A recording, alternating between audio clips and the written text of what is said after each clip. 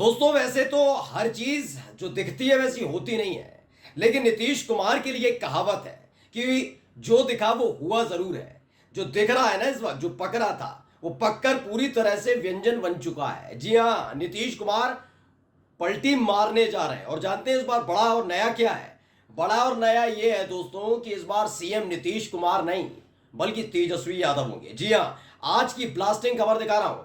बिहार की सियासत में वो हुआ है जिसकी उम्मीद बीजेपी ने भी नहीं की थी। नीतीश कुमार खुद आगे आकर तेजस्वी यादव के नाम की मोहर लगाने जा रहे हैं, तो वहीं दूसरी तरफ बीजेपी को करारा झटका मिलने वाला है। नमस्कार, मैं हूं प्रज्वल गौतम और आप देख रहे हैं द पॉलिटिक्स मैन। आज की सबसे धमाकेदार खबर यही है कि मंगलवार को तेजस्वी यादव ने जो मुलाकात नीतीश कुमार के साथ कर ली थी, इन 3 दिनों के भीतर अब उसका कंक्लूजन यानी निष्कर्ष निकल आया है। निष्कर्ष यह है कि नीतीश कुमार न केवल बीजेपी का साथ छोड़ रहे हैं बल्कि वो तेजस्वी यादव के नाम पर मोहर लगाने जा रहे हैं। यानी इस बार आरजेडी कच्ची गोलियां खेलने नहीं जा रही और इसको लेकर जनता दल यूनाइटेड के विधायकों में भी उत्साह देखने को मिल रहा है। बिना देर की एक खबर दिखा रहा हूं जी बिहार झारखंड की। नीतीश कुमार फिर मारेंगे पलटी, तेजस्वी होंगे इस बार सीएम, सारा मामला सेट। ये हेडलाइन आपने पढ़ ली कि नीतीश कुमार पलटी मारेंगे और तेजस्वी इस बार सीएम होने जा रहा है। खबर क्या है पहले मैं ये पढ़कर बता रहा हूं। हुआ क्या क्या है? बिहार के सीएम नीतीश कुमार और नेता प्रतिपक्ष तेजस्वी यादव की मुलाकात ने सूबे के सियासी माहौल को गर्म कर दिया। कयासबाजी का दौर शुरू हो गया है। सूत्रों से जो जानकारी मिल रही है उससे लगता है कि तेजस्वी यादव नीतीश कुमार में सारी औपचारिकताएं पूरी हो चुकी हैं। सूत्र बताते हैं कि सीएम नीतीश कुमार की पलटी मारने की नींव पड़ चुकी है। दीवार तैयार करना बाकी है, वो भी कुछ दिनों में शायद हो जाए। और दीवार तैयार करने के लिए जो हो रहा है वो मैं अब आपको दूसरी खबर में दिखाने जा रहा हूं। नवभारत टाइम्स की इस खबर को थोड़ा गौर से पढ़िएगा। दरअसल आपको मालूम ही है मंगलवार को मुलाकात होती है दोनों के बीच, और जो मुलाकात होती है उसके फौरन बाद ही लालू प्रसाद यादव एक बैठक बुला लेते हैं। खबर यह है कि नीतीश कुमार से मुलाकात के फौरन बाद यानी दूसरे ही दिन तेजस्वी यादव ने अपनी पार्टी के सांसद विधायक सबसे बैठक कर ली, यानी दीवार सेट की जाने लगी। इसने बीजेपी को भी थोड़ा टेंशन में डाल दिया। अब तक आपने देखा होगा बीजेपी की तरफ से स्पष्ट नहीं किया, जेडीयू ने तो किया ही नहीं स्पष्ट, आरजेडी भी खुलकर नहीं बोले, लेकिन बीजेपी भी चुप्पी साध कर बैठी है क्योंकि देख चुकी है 10 साल में 5 बार पलटी मारी है नीतीश कुमार ने, और जब जब गच्चा खाया ऐसे ही माहौल बना है। और अब भी देखिए हालत यही है। पहले देखिए क्या खबर है।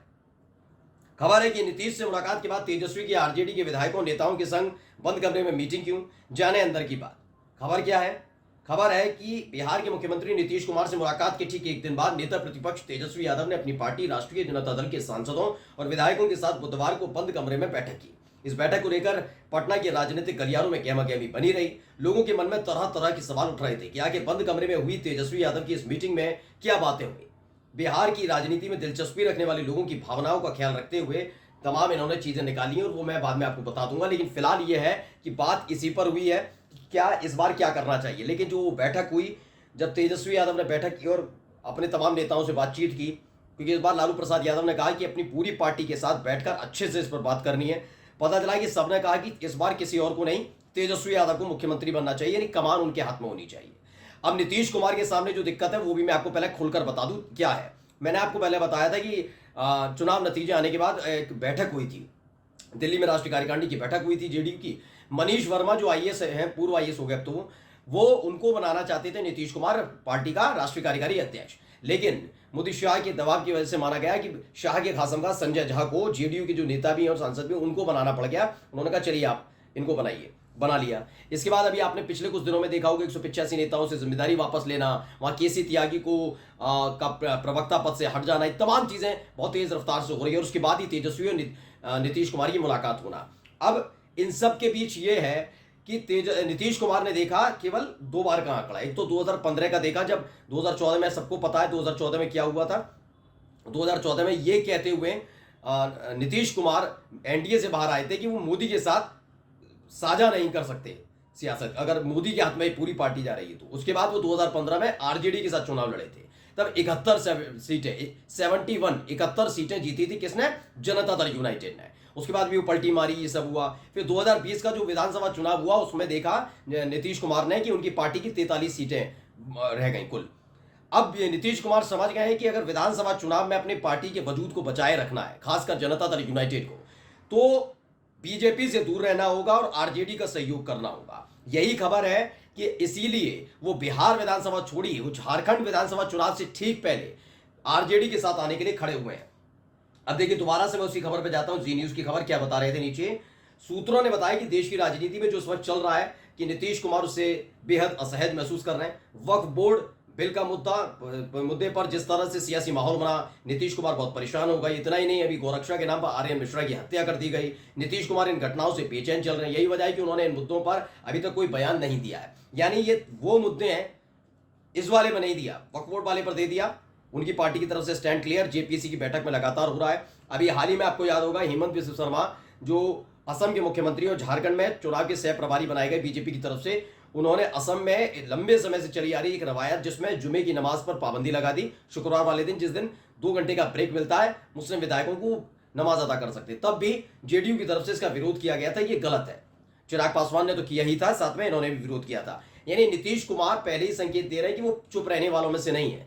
उनकी अगर वोटर्स के खिलाफ कुछ होगा तो वो छोड़ेंगे नहीं। और देखिए अब क्लियर कट क्या है।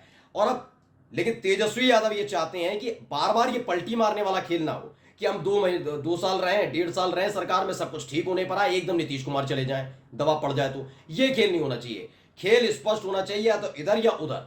इसीलिए साफ कह दिया गया, जब मुलाकात करने पहुंचे थे, खबर है कि सचिवालय में मुलाकात करने पहुंचे, उसके बाद एक फोन पहुंचा था लालू प्रसाद यादव के पास, अंदर खाने से खबर है।